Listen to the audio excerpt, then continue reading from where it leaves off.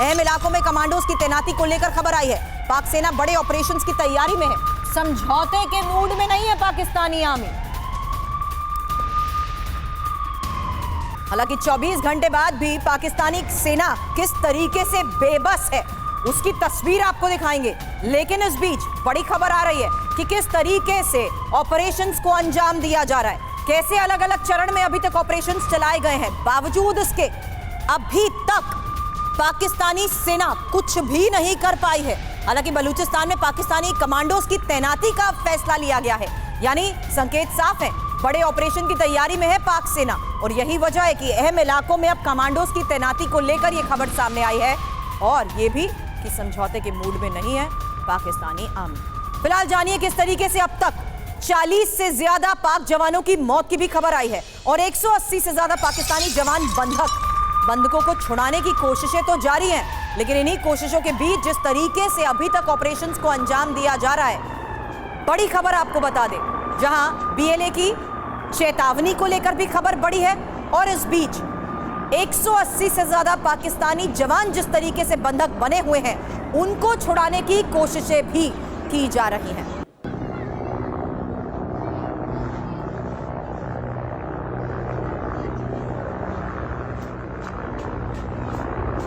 हालांकि बलूच लड़ाकों को पूरे पाकिस्तान को घुटनों पर ला दिया है और बलूच लिबरेशन आर्मी के सामने शहबाज सरकार और मुनीर आर्मी बेबस नजर आ रही है। बलूच लड़ाकों पर हवाई हमले हो रहे हैं, बीएलए की घेराबंदी के दावे भी किए जा रहे हैं, लेकिन हकीकत तो यह है कि सेना सरेंडर करती हुई दिखाई दे रही है। 40 से ज्यादा बंधकों को बलूचिस्तान लिबरेशन आर्मी के लड़ाके मौत के घाट उतार चुके हैं। बीएलए ने 48 घंटे का अल्टीमेटम दिया है, यानी पाकिस्तान के पास 24 घंटे बचे हैं, और 24 घंटे में बीएलए की मांगे अगर पूरी नहीं हुई तो 180 जवानों पर आफत का पहाड़ भी टूट सकता है।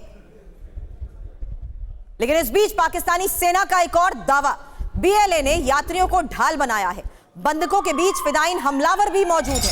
पाकिस्तानी सेना की तरफ से यह कहा जा रहा है बीएलए लड़ाके अपने सहयोगियों के संपर्क में है। पाक सेना अफगानिस्तान में अपने सहयोगियों के संपर्क में।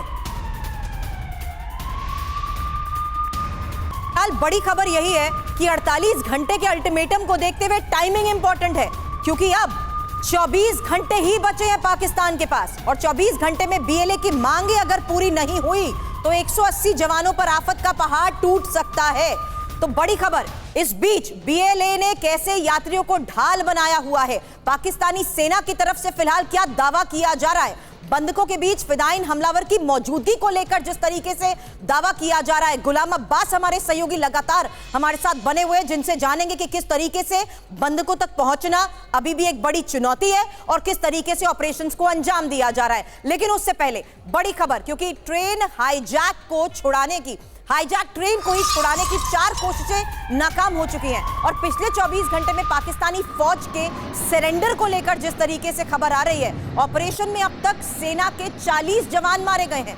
बीएलए के पास अभी भी 180 से ज्यादा बंधक हैं, लेकिन अब पाकिस्तानी सेना बंधक जवानों को छुड़ाने के लिए किस तरीके से स्ट्रैटेजी बना रही है, क्या योजना कर रही है, कैसे ऑपरेशन को अंजाम दिया जाएगा, इसको लेकर भी एक एक डिटेल सामने आ रही है। जहां सबसे पहले इंफॉर्मेशन आपके सामने पाकिस्तान की तरफ से चलाए जा रहे ऑपरेशंस को लेकर, क्योंकि बलूच लड़ाकों के खिलाफ पाक ऑपरेशन को लेकर लगातार आ रही खबरों के बीच सबसे बड़ी खबर यह है कि पाकिस्तानी सेना के कमांडर्स की अहम जगहों पर तैनाती की जा रही है। बलूच लड़ाकों पर एयर स्ट्राइक भी संभव है।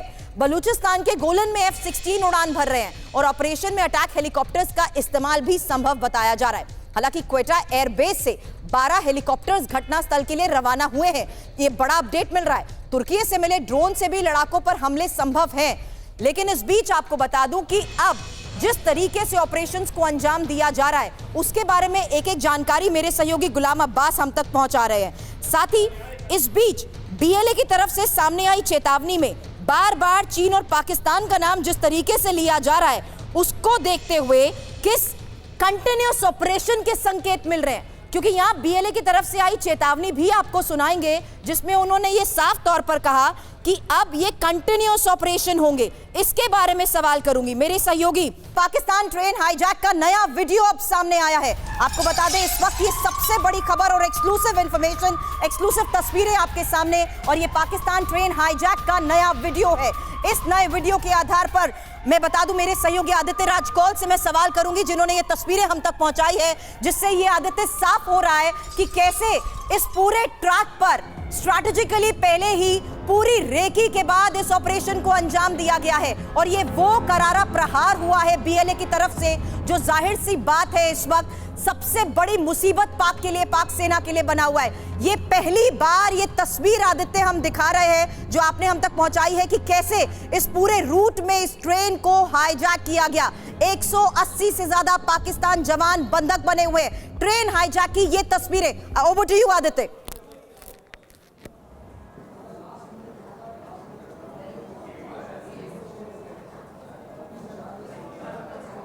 आदित्य, अगर आपको आवाज मिल रही है तो जी बिल्कुल, ये सबसे पहले हम TV9 भारतवर्ष पर ये ब्रेक कर रहे हैं। ये पहली तस्वीरें हैं जो कि बलोच लिबरेशन आर्मी ने अभी 5 मिनट पहले रिलीज की हैं। कंटिन्यू आदित्य। जी, तो ये पहली तस्वीरें हैं जो रिलीज हो रही हैं, जिसमें 1.5 मिनट का ये वीडियो है, जिसमें दिखा जा रहा है जफर एक्सप्रेस वहां पर टनल 8 के पास पूरी रखी हुई है और वहां पर पैसेंजर्स साइड में रखे हुए हैं और साथ में बीएलए के फाइटर्स भी वहां पर दिख रहे हैं। तो ये पहली ऐसी तस्वीर है जो हम TV9 भारतवर्ष पे पहली बार दिखा रहे हैं। जो जफर एक्सप्रेस है, 24 घंटे से ज्यादा हो गए हैं ट्रेन हाईजैकिंग को। 214 से ज्यादा पाकिस्तानी जो जवान हैं वो कब्जे में हैं बलोच लिबरेशन आर्मी के। करीबन 80 से 105 जो सिविलियंस थे, बच्चे थे, बुजुर्ग थे और औरतें थे, उनको छोड़ दिया गया है। साफ नजर आ रहा है कि कैसे ट्रेन को हाईजैक किया गया। कामयाबी हासिल नहीं कर पाई है अभी।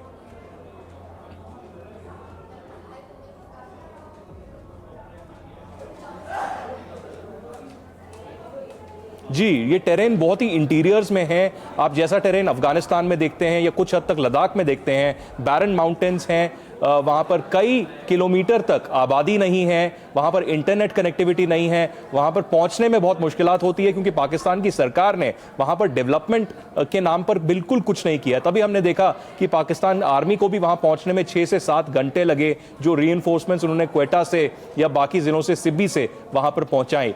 तो बहुत ही दिक्कत वहाँ पर पाकिस्तान आर्मी को और बाकी सिक्योरिटी फोर्सेस को भी आ रही है। और अभी भी 214 से ज़्यादा जो पाकिस्तानी सोल्जर्स हैं, पंजाबी सोल्जर्स हैं, उनको कब्जे में रखा गया है। और बार बार वार्निंग आ रही है बलोच लिबरेशन आर्मी से कि कहीं भी आप एयर बॉम्बार्डमेंट ना करें। अगर आप गोलियां चलाएंगे तो हम और 10 जो है पाकिस्तानी सोल्जर्स को मार गिराएंगे। तो ये टेरेन बहुत ही डिफिकल्ट है, ये इंटीरियर्स में है, बोलन बलूचिस्तान में। यहाँ पर पहुँचना बहुत मुश्किल है। वहाँ पर ट्रेन में भी ट्रैवल सफ़र करने में लोगों को दिक्कत आती है क्योंकि कंटिन्यूसली वहाँ पर अटैक्स जो हैं बीएलए के आतंकवादी संस्थाएं उनकी चलती हैं। तो ये पहली तस्वीरें पर आ रही हैं। Aditya, I want you to brief me more on this, क्योंकि इन तस्वीरों के जरिए इस ट्रैक पर किस तरीके से प्रहार हुआ, किस तरीके से ट्रेन को हाईजैक हुआ, वो साफ नजर आ रहा है। योजना साफ है आदित्य, योजना साफ नजर आ रही है। जो अभी तक खबरें आई, कैसे पहले इस ट्रैक पर घात लगाए बैठे थे ये बीएलए, और साथ ही बीएलए विद्रोहियों ने ट्रेन की स्पीड स्लो हो जाए इसलिए इमीडिएटली पहले आगे के हिस्से में ये ब्लास्ट होता नजर आ रहा है। उसके बाद होस्टेज भी नजर आ रहे हैं, जिसमें ये भी क्या अब साफ तौर पर मान लिया जाए कि कैसे उन्होंने आइडेंटिफाई किया कि कौन कौन से इसमें से सैनिक है, क्योंकि वो आम सिविलियंस को टारगेट नहीं करना चाहते थे।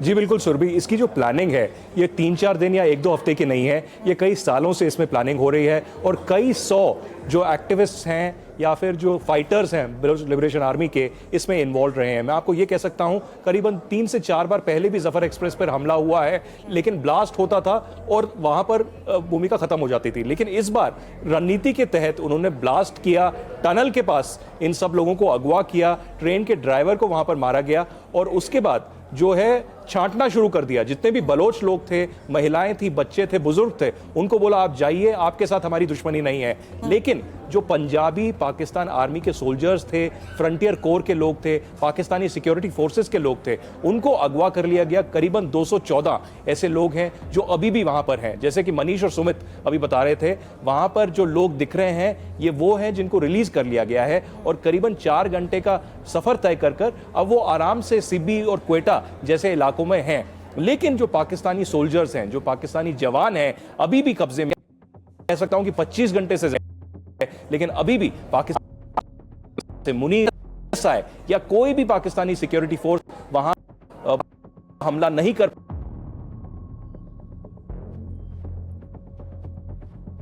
आदित्य, आपका फ्रेम फ्रीज हो गया है, मैं आपके पास वापस आती हूं। उससे पहले बता दूं, गुलाम अब्बास भी लगातार हमें इस बारे में अपडेट दे रहे हैं। गुलाम, अब ये चेतावनी और जो ऐलान इनकी तरफ से किए गए हैं, अल्टीमेटम का समय जिस तरीके से खत्म हो रहा है, आखिर 24 घंटे बचे हैं, क्या यही बात जो मनीष कह रहे थे वो साफ जाहिर हो रही है कि अभी तो पहला वीडियो जारी किया गया है, थोड़ी देर में और वीडियो के आधार पर ये बता देंगे कि बीएलए का आखिर मकसद क्या है, और अगर उनकी मांगे नहीं मानी गई तो आगे क्या होगा? देखिए सुरभि, पहली बात तो ये है कि बीएलए की तरफ से जो स्टेटमेंट, रिटन स्टेटमेंट आया था, जो ऑथेंटिक कहा जा रहा था कि ये बीएलए की तरफ से, उसमें तो एक ही प्रिजनर्स की एक्सचेंज की बात की गई थी। बाकी वीडियोस में मुख्तलिफ बातें होती रही हैं, लेकिन अभी जो सिचुएशन इस वक्त ये है कि जो इलाका आप दिखा रहे हैं, बेसिकली यहाँ पे कुछ तकरीबन 17 टनल्स हैं, टोटल 17 टनल्स बनती हैं और इस पूरे इलाके में, और जिस जगह पे ये बीएलए की तरफ से टारगेट किया गया इस पैसेंजर प्लेन ट्रेन को, वहां से रोड जो है वो तकरीबन 20 से 25 किलोमीटर दूर है, और यहाँ पर आने के लिए एक तो पहाड़ी रास्ते हैं, और जो लोग यहाँ से ट्रेन से बच के निकले हैं और जो वापस कोयटा पहुंचे हैं, उनसे जो वहां पे लोगों की बात हुई, उन्होंने ये बताया कि यहाँ से तकरीबन 5 से 6 किलोमीटर आगे एक स्टेशन आता है, वहां तक जाने में भी उन्हें 4 से 5 घंटे लगे हैं, क्योंकि पहाड़ी रास्ता है, नदी है, पानी है बीच में, और दुश्वार रास्ता, सड़क नहीं है, और कम्युनिकेशन सिस्टम तो यहाँ पे बिल्कुल भी नहीं है, ना यहाँ पे मोबाइल फोन चलते हैं, ना यहाँ पर इंटरनेट की कनेक्शन चलते हैं। अभी बात करते हैं कि ऑपरेशन पाकिस्तान की तरफ से एसएसजी कमांडोज, जो पाकिस्तान आर्मी के ट्रेंड कमांडर समझे जाते हैं, उनको यहाँ पर भिजवाया गया है, हेलीकॉप्टर के जरिए यहाँ पे लोकेशन पे उतारा गया है, पहाड़ी जो है, पहाड़ियां हैं इर्द गिर्द, वहां पे उतारा गया है। लेकिन अभी भी जो हमारे पास इंफॉर्मेशन आ रही है, उसके मुताबिक लगभग 1 किलोमीटर का जो एरिया है उसको घेरा हुआ है पाकिस्तान की सिक्योरिटी फोर्सेस की तरफ से। और सबसे बड़ी चेतावनी अगर बात की जाए तो ये की है कि सुसाइड बॉम्बर्स भी, इन बीएलए के जो टेररिस्ट हैं उनके साथ सुसाइड बॉम्बर्स भी हैं, जिनको होस्टेज बनाया गया है, वहां पे उन्होंने उनको कवर किया हुआ है। तो उसको लेकर के क्या आगे रणनीति बनाती है पाकिस्तान की सिक्योरिटी फोर्सेस, ये देखना होगा, क्योंकि कोशिश ये की जा रही है कि किसी तरीके से कैजुअलिटीज या जानी नुकसान जो है उसको रोका जाए। लेकिन तो यहाँ मनीष, अभी तो फिलहाल पाक सेना की तरफ से सरेंडर, किसी तरीके का कोई समझौता नहीं होगा, इसको लेकर बयान सामने आ चुका है। देखिए, पाकिस्तानी सेना की बहादुरी तब दिखती है जब सामने में निर्दोष लोग हों, जब बेबस महिलाएं हो, बच्चे हों, बुजुर्ग हो, तब तो वो बड़ी फायरिंग करते हैं, लेकिन जब सामने से टक्कर मिलती है तब वो सरेंडर करते हैं। यही उन्होंने पूर्वी पाकिस्तान में किया, जिसके बाद बांग्लादेश बना, यही बलूचिस्तान में भी हो रहा है। बलूचिस्तान में लाखों लोगों को मारा आपने, हजारों अभी भी लापता हैं। आप सोचिए, बीएलए में जिस लोगों को आप देख रहे हैं अभी, कौन है ये लोग? ये लोग हैं जो वहां साधारण थे, खेती बाड़ी करते थे, किसी तरह जीवन यापन करते थे, लेकिन उनके घर में घुस घुस कर पाकिस्तानी सेना ने महिलाओं के साथ बलात्कार किया, उनके लोगों को मारा, उनके बच्चों को गायब किया। तब उन्होंने हथियार उठा ली, और जब हथियार उठाई तो नतीजा आप देख रहे हैं कि 24 घंटे तक पाकिस्तान की पूरी सेना अपनी ताकत लगाकर बैठी हुई है, लेकिन एक बंधक को रिहा नहीं कर पाई है। जो बंधक छोड़े गए हैं वो सब बीएलए ने छोड़े, और बीएलए को अगर किसी को मारना होता तो वो निर्दोष लोगों को नहीं छोड़ता। दुनिया में आप कोई हाईजैक ऑपरेशन बता दीजिए जहां बिना मांगे पूरी हुए इतने लोगों को छोड़ दिया गया, लेकिन बीएलए ने उन तमाम निर्दोष लोगों को कहा, आप लोग जाइए, आपसे हमारी कोई दुश्मनी नहीं है, हमारी दुश्मनी जिनसे उनसे हम डील करते हैं। और तब भी उन्होंने अभी तक जिंदा रखा है बंधकों को, ये कहते हुए कि आप हमारी मांगे मान लीजिए। मांग क्या है? ऐसा तो वो पिछले कई सालों से करते आ रहे हैं ना सुमित, यही वजह है कि आज सीधे एक्शन को लेकर ये बात कही जा रही है कि पहली बार हम देख रहे हैं कि कैसे ट्रेन को हाईजैक कर लिया गया है, क्योंकि ये समझ चुके हैं हम पिछले कई घंटों में कि किस तरीके से बलूचिस्तान के संसाधनों के महत्व को ही दर्शाते हुए बयान जारी कर सीधे तौर पर चीन और पाकिस्तान को चेतावनी बीएलए की तरफ से दी गई है। देखिए, बिल्कुल सुरभि, ऐसा है कि इस पूरे इलाके में, चाहे बलूचिस्तान की बात कर लीजिए, ग्वादर की बात कर लीजिए, 90% से ज्यादा नेचुरल रिसोर्सेज चीन ले जाता है, और बाकी उसकी डील पाकिस्तान से होती है। 10% मिलता है वहां की पॉपुलेशन को, और यही बलूचिस्तान की लिबरेशन आर्मी की लड़ाई भी, और ये लगातार होता रहा। मैं आपको बताऊं कि ऐसा नहीं है कि कल पिछले 24 घंटे में सिर्फ और सिर्फ इस ट्रेन पर अटैक किए गए, कई पुलिस चौकियों पर, कई मिलिट्री इंस्टॉलेशन पर पाकिस्तान आर्मी के लगातार बलूचिस्तान की लिबरेशन आर्मी अटैक कर रही है। इसका मकसद ये है, और ये आप इस बात को समझिए कि वो सिर्फ एक पर्टिकुलर इलाके पे फोकस करके नहीं बैठे हैं, वो लगातार मल्टीपल जगहों पर अटैक कर रहे हैं, और ये अटैक पिछले कई सालों से वो कर रहे हैं। और यही वजह है कि वो ना सिर्फ इस समय पाकिस्तान आर्मी के लिए सरदर्द है, बल्कि चीन के लिए भी सरदर्द है। और अभी भी लिबरेशन आर्मी की तरफ से किसी आम नागरिक को नुकसान नहीं पहुंचाया गया, उनका टारगेट सिर्फ और सिर्फ वहां की लोकल पुलिस और वहां की आर्मी इंस्टॉलेशंस होते हैं, आर्मी के लोग होते हैं, और यही एक बार फिर से उन्होंने अपने इस एक्शन में भी दिखाया। ये जो बात आपने कही है इसके बारे में बता ही देती हूँ, क्योंकि पिछले साल 25 और 26 अगस्त 2024 की बात है, जब आधी रात को ही बीएलए ने इस ट्रेन के रूट को कोलपुर और माच के बीच एक ब्रिज को उड़ा दिया था। इसी के चलते ट्रेन की सर्विसेज रोक दी गई थी। फिर 11 अक्टूबर 2024 से ट्रेन सर्विसेज फिर से शुरू हुई। अस्थाना सर, सवाल इन तस्वीरों के साथ साथ अभी भी है कि किस तरीके से आने वाले 24 घंटे और ज्यादा मुश्किल खड़ी कर सकते हैं पाक के लिए। बिल्कुल, ये जो ट्रेन हाईजैक का ये पहला मामला है और ये एक बहुत ही डिटेल्ड प्लानिंग के साथ में मिलिट्री ऑपरेशन के तौर पर इसको उन्होंने किया है। और इसके अंदर जाहिर है कि पहले उन्होंने रिकी भी की है, प्लानिंग भी की है, और प्लानिंग भी कम से कम कई महीनों की प्लानिंग होगी, उससे पहले क्योंकि जितने डिटेल्स में वो गए हैं कि किस तरीके से उन्होंने ट्रैक को उड़ाया ताकि ट्रेन और आगे ना जा सके, उसके बाद में लोगों को छाटा, औरतों बच्चों को छोड़ दिया वहां से, और जो टोटल उनका टारगेट है वो पाकिस्तान के सिक्योरिटी फोर्सेस हैं। और अगर आप देखिए इस एक्शन के भी, इसमें प्लानिंग की भी जो बात करते हैं, तो बलूच लिबरेशन आर्मी हो या कोई भी इंसर्जेंट ग्रुप हो, अभी सबसे पहले तो बलूचिस्तान में ये सारे के सारे जो इंसर्जेंट ग्रुप्स हैं ये आपस में मिल चुके हैं और ये काफी एक मजबूत फोर्स बन चुके हैं। दूसरी चीज, लोगों को इन्हें अपनी तरफ रखना है, इसलिए लोगों के ऊपर ये क्षति नहीं पहुंचाना चाहते। और ये माना जाता है कि इंसर्जेंसी की लड़ाई में जो पीपल हैं, लोग जो हैं वो सेंटर ऑफ ग्रेविटी हैं, वही इंफॉर्मेशन देते हैं, वही लॉजिस्टिक्स देते हैं। तो इसलिए लोगों को वो नाराज नहीं करना चाहते, इसीलिए उन्होंने औरतों और बच्चों को छोड़ दिया।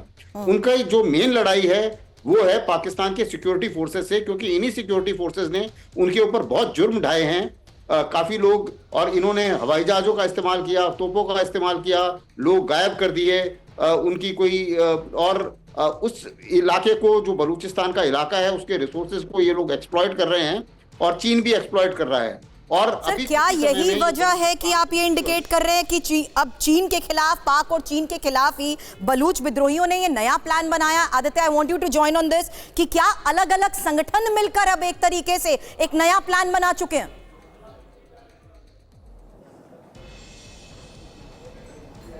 जी सुरभि, सबसे पहली बात तो यही है कि जो समर्थन बलोच लिबरेशन आर्मी को मिला है, पिछले 2 हफ्ते में BRAS के तहत एक स्टेटमेंट इशू किया गया जिसमें बोला गया कि जितने भी बलोच अलगाववादी संस्था हैं, जितने भी बलोच ह्यूमन राइट्स ग्रुप्स हैं, जितने भी बलोच संस्थाएं हैं जो आज़ादी की मांग कर रहे हैं, वो एक साथ आएंगे। ये पिछले 2 दशकों में पहली बार ऐसा हुआ है कि सारे बलोच संगठन एक साथ आए हैं, और तभी BLA को सिर्फ बलूचिस्तान से ही नहीं, लेकिन जो एग्जाइल में, जो शरणार्थी बनकर बलोच रह रहे हैं पूरी दुनिया में, पूरे विश्व भर में, वो भी समर्थन कर रहे हैं, चाहे वो लंदन में हो, जापान में हो, अमेरिका में हो या बेल्जियम में हो। तो अभी भी जो है सोशल मीडिया पर आप देखिए कि कितना समर्थन बलोच लोगों को मिल रहा है। वो साफ कह रहे हैं कि आप हमें आतंकवादी बोलिए, लेकिन हम लश्कर तौयबा या जैश ए मोहम्मद जैसे आतंकवादी नहीं है। हम अपने हक की लड़ाई लड़ रहे हैं, हमारे साथ मानव अधिकारों का हनन हुआ है, और तभी हम अपनी आवाज़ बंदूक की नोक पर पाकिस्तान आर्मी के खिलाफ ये आज़ादी की जंग लड़ रहे हैं। तो अभी भी वहाँ पर जो है 214 से ज़्यादा पाकिस्तानी जवान कैद हैं, बंद हैं, पूरे इंटीरियर्स में ये जो जंग है लग रही है, और एक ग्लोबल एम्बैरेसमेंट है। आप देखिए ग्लोबल मीडिया इसको कवर कर रहा है। ये 26/11 से कम नहीं है पाकिस्तान का, कि वहाँ पर जो है पूरी तरीके से बलोचों ने कमान संभाली हुई है, और पाकिस्तान की सरकार, पाकिस्तान की जो आर्मी है, पूरी तरीके से विफल है इसको लोगों को बचाने में। लेकिन क्या मनीष इसे यही कहा जाए कि अब पाक सेना का मुकाबले करने के लिए बलोच सेना, क्योंकि यहाँ जिस तरीके से BLA के साथ साथ BRAS की बात करी, ऐसे में क्या BRF भी इनके साथ, BLF भी इनके साथ होते हुए एक नई सेना बना चुकी है? क्योंकि ये बात मैं इसलिए भी कह रही हूँ क्योंकि जो बयान सामने आया उसमें बार बार कंटिन्यूअस अटैक्स की बात कही गई है। देखिए, जब किसी भी मुल्क की कौम जाग जाती है तो फिर कोई सेना उसको नहीं हरा सकती है। बलूचिस्तान के लोगों के साथ भी यही हुआ। बलूचिस्तान के लोगों को, उन संगठनों को यह महसूस हुआ कि अलग अलग लड़ाई लड़ने से बात नहीं बनेगी, सबको इकट्ठा होना होगा, इसीलिए सब एक साथ जुटे, जिसका जिक्र भी आदित्य कर रहे थे। बात यह है कि बलूचिस्तान कभी गुलाम नहीं था। जब अंग्रेज छोड़कर गए, भारत और पाकिस्तान आजाद हुआ, उस समय बलूचिस्तान एक आजाद मुल्क बना, लेकिन पाकिस्तान ने धोखे से उस पर कब्जा कर लिया और उसे अपना एक प्रांत बना दिया, जिसका अगर आप आज क्षेत्रफल देखें तो वो आधा पाकिस्तान के बराबर है। लेकिन इतना ही नहीं हुआ, पाकिस्तान तो वहां पर दमन और शोषण कर ही रहा था, उसने चीन को भी पट्टे पर दे दिया कि जाओ भाई ग्वादर के नाम पर आप कर लो। आप सोचिए, जो तस्वीरें इस वक्त हम दिखा रहे हैं, अब पाकिस्तान का 90% प्राकृतिक संसाधन जिस इलाके में है, उस इलाके की हालत आप देख लीजिए कि वहां ना पानी है, ना बिजली है, ना सड़क है, और उसके बाद वो कहते हैं कि ये हमारा इलाका है। वो इसलिए क्योंकि उन्हें पता है कि ये गैर मुल्क था जिस पर हमने जबरन कब्जा कर लिया। जैसे अंग्रेजों ने लूटा होगा, उसी तरह से पाकिस्तानी अभी बलूचिस्तान को लूट रहे हैं, और इसीलिए वहां के लोग अब जंग आजादी के लिए मिलकर लड़ रहे हैं। ऐसा नहीं है कि उन बलूचिस्तान के लड़ाकों को नहीं पता है कि इस ट्रेन के हाईजैक का परिणाम क्या होगा। उन्हें यह भी पता है कि पाकिस्तान की पूरी फौज आएगी और आखिर में वो मारे जाएंगे, लेकिन उन्हें पता है कि मारे जाने से पहले वो दुनिया को बता जाएंगे कि बलूचिस्तान के लोगों की मांग क्या है और वो किस हक के लिए लड़ रहे हैं। लेकिन इस बीच पीएम शहबाज शरीफ ने बीएलए के हमले की निंदा की है। एक बड़ी खबर आपको बता दें, हमलावर बलूचिस्तान के विकास के दुश्मन हैं। पीएम शहबाज का यह बयान सामने आया है, सुरक्षा बलों का ऑपरेशन जल्द कामयाब होगा, हमलावरों के साथ कोई रियायत नहीं होगी, कायर हमलावरों को अंजाम तक पहुंचाएंगे। हमलावरों ने रमजान में यात्रियों को निशाना बनाया है। हमलावरों का इस्लाम, पाकिस्तान, बलूचिस्तान से संबंध नहीं। हमलावरों के खात्मे तक जंग जारी रहेगी। हालांकि बलूचिस्तान लिबरेशन आर्मी की ताकत क्या है, एक इंफॉर्मेशन उस आधार पर आपके सामने रख रहे हैं। बलूचिस्तान में उसका कितना दबदबा है और वो पाक आर्मी से कैसे टक्कर लेती है, ये इंफॉर्मेशन आपके सामने। जहां जानिए कैसे बीएलए के पास 6000 से ज्यादा लड़ाके हैं। बीएलए लड़ाकों के पास M16 M4 राइफल्स हैं, M24OB machine gun, RPG, 7 launcher का भी ये इस्तेमाल करते हैं। आधुनिक हथियारों की वजह से सेना पर जिस तरीके से बीएलए की तरफ से हमले होते हैं, बीएलए की साल 2000 से आजाद देश की मांग ने जिस तरीके से जोर पकड़ा है, आज यही सबसे बड़ी हकीकत है सुमित, इनकी ताकत को दिखाते हुए। जहां हम ये देख रहे हैं कि कैसे बलूच अलग अलग ग्रुप सब सामने आते हुए एक नई सेना बनाते हुए इस वक्त पाक सेना का मुकाबला करने के लिए तैयार नजर आ रही है। सुमित देखिए सुरभि, कमाल की बात देखिए कि बलूच आर्मी या फिर बलूच लिबरेशन फ्रंट या इसके साथ जो तीनों ग्रुप जुड़े हुए हैं, जिसमें रेवोल्यूशनरी गार्ड्स भी हैं, जिसमें बलूच लिबरेशन फ्रंट भी है, तीनों की स्ट्रेंथ अमूमन 10,000 के करीब है। पाकिस्तान की आर्मी जो पिछले आप कह सकते हैं कि 6 दशक से 7 दशक से लगातार अपनी ताकत में उसको भी हैंडल नहीं कर पा रही है। पाकिस्तान की अनप्रोफेशनलिज्म आर्मी का ये सबसे बड़ा उदाहरण है कि लगातार बलूचिस्तान के इलाकों को अभी तक कंट्रोल नहीं कर पा रहे। और सबसे कमाल की बात यह कि जब पाकिस्तान को चीन की तरफ से खुला हाथ मिला हुआ है, सपोर्ट मिला हुआ है, आर्म्स एंड एम्यूनिशन मिले हुए हैं, तब भी इस इलाके के अंदर वो अपनी पैठ को मजबूत नहीं कर पा रहा। इंपॉर्टेंट ये है कि क्या यहां पर पाकिस्तान आर्मी अगर आज का ऑपरेशन कर भी लेती है, क्या ऐसा दोबारा नहीं होगा? निश्चित तौर पर मैं आपको बताऊं, दोबारा होगा। और इतिहास में ऐसा पहली बार हुआ है कि किसी फोर्स की, किसी आर्मी के जवानों की इतनी बड़ी स्ट्रेंथ को किडनैप कर लिया गया हो, और वो भी उन्हीं के अपने इलाकों से जिसको पाकिस्तान क्लेम करता है। और सबसे कमाल की बात यह कि अब तक करीबन 24 घंटे से ज्यादा हो चुके हैं, अब तक इन इलाकों को, इस किडनैपिंग को कस्टडी से छुड़वा नहीं पाए पाकिस्तान। बावजूद इसके कि हम देख रहे हैं किस तरीके से ऑपरेशंस को अंजाम दिया जा रहा है। सुमित, बड़ी खबर बता रही हूं, बलूच लड़ाकों पर पाकिस्तानी आर्मी के हमले को लेकर यह खबर है, जहां पाकिस्तान आर्मी ने बलूच लड़ाकों पर बॉम्ब गिराए हैं। बम हमले के बाद जान बचाकर भागते नजर आ रहे बलूच लड़ाकों की फिलहाल तस्वीरें भी सामने आई हैं। पाकिस्तान के हमले में कई बलूच लड़ाके घायल हुए हैं।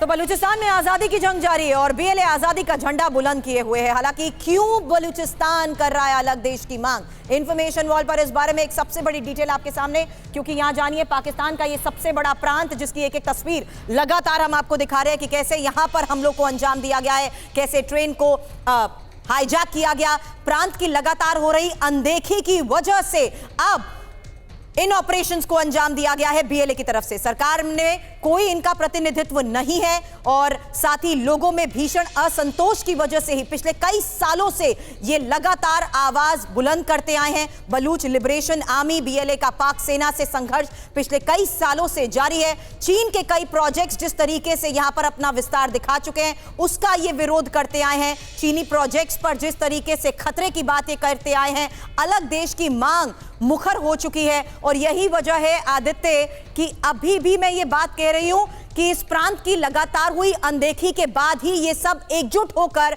अब प्लानिंग के तहत ऑपरेशंस को अंजाम दे सकते हैं। और उस प्लानिंग के तहत होने वाले ऑपरेशंस में आने वाले 24 घंटे कितने अहम।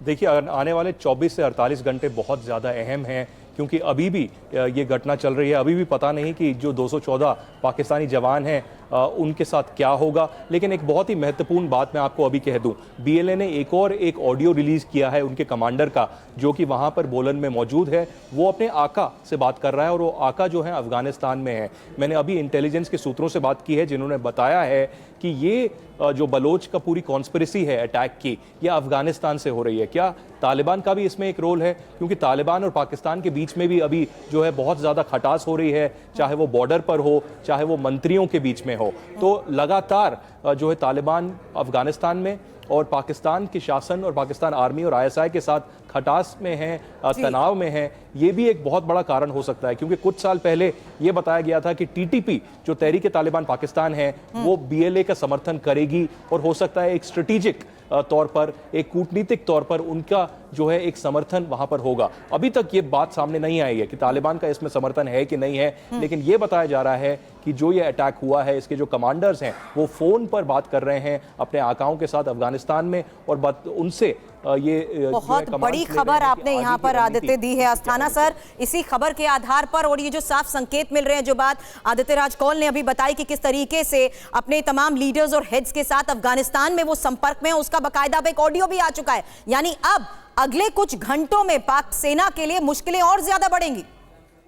बिल्कुल, अगर आप इसी खबर को मैं थोड़ा सा और विश्लेषण करूं, देखिए जो टीटीपी है उसकी भी दुश्मनी है पाकिस्तान आर्मी से, बिल्कुल, क्योंकि उन्हें भी लगता है कि पाकिस्तान ने उनको दो हिस्सों में बांट दिया है। जो पश्तून का इलाका है, ड्यूरेंट लाइन उनको दो हिस्सों में बांट देती है, तो उससे वो खुश नहीं है। और उन्होंने भी खैबर पख्तूनख्वा में काफी हद तक पाकिस्तानी आर्मी के ऊपर हमला किया है और अलग अलग जगह भी हमला किया है। तो जाहिर है कि टीटीपी और बलूचिस्तान लिबरेशन आर्मी और ये जो सारे संगठन हैं, ये अभी एक साथ इकट्ठे हो गए हैं और कोऑर्डिनेट करके एक्शन कर रहे हैं, क्योंकि दोनों का मकसद एक है। और ये दोनों का मकसद क्योंकि एक है, तो इनको ये लोग आपस में इंट शेयरिंग भी करेंगे, इंटेलिजेंस के का भी आदान प्रदान होगा, और जाहिर है कि इनको सपोर्ट तालिबान से भी मिलेगा, क्योंकि बलूचिस्तान सिर्फ पाकिस्तान में ही नहीं है।